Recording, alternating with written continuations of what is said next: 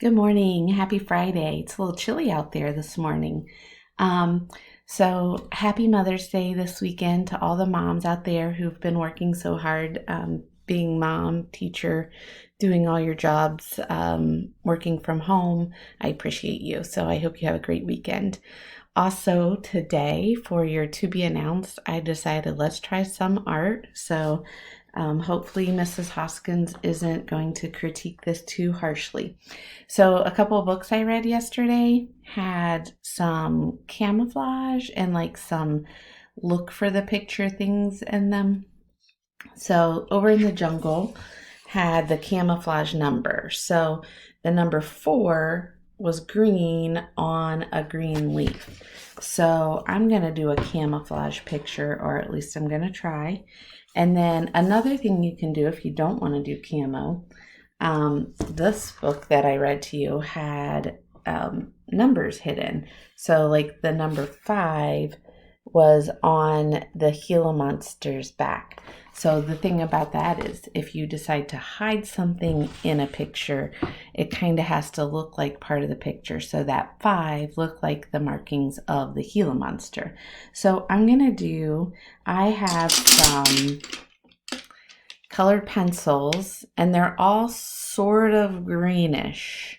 There's a couple in there that were bluish, but like a bluish green kind of. And I may be a little bit colorblind, meaning I don't see colors the same as everyone.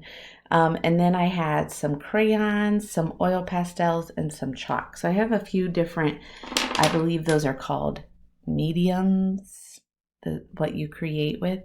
No paint, no markers. You can use whatever you have in your house. So I delivered yesterday. I still have 2 deliveries to make of supplies today, but hopefully you have some crayons in your pencil box that you can use. So I decided I wanted to camouflage hide a frog. So I'm going to put my frog kind of down at the bottom of my piece of paper.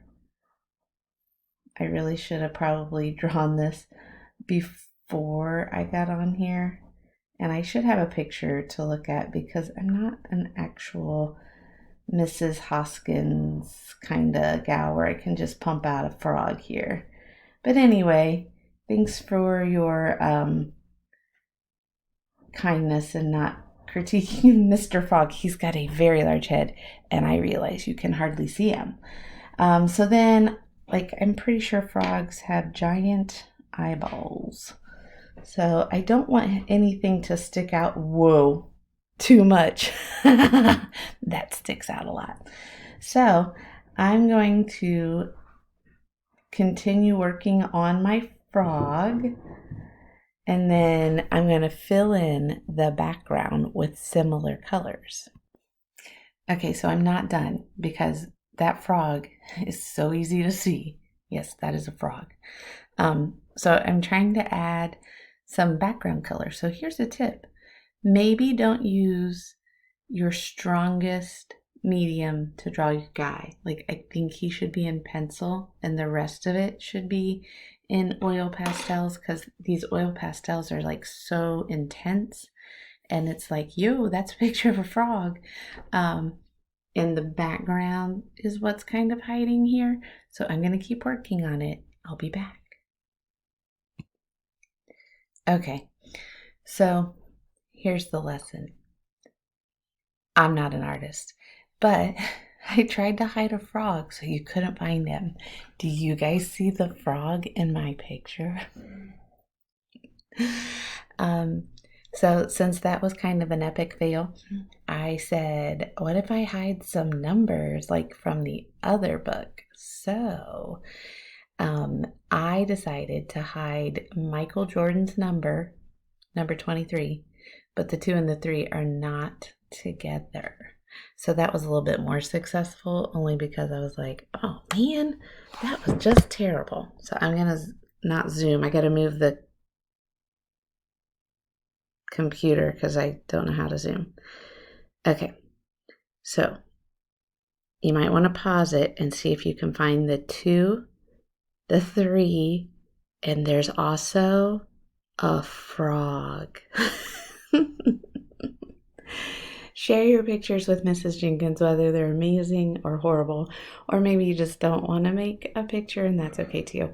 Um, but listen to the stories, and then if you don't want to make a picture, you might want to make your mom a card, like the 10 things I love about my mom. Like when she reads to me, when she cooks my favorite dinner, her beautiful eyes, her sweet voice. Think of the 10 things you love about your mom, or 10 things that she does that just makes you feel so special. And remember to tell her thank you on Sunday. Bye, guys.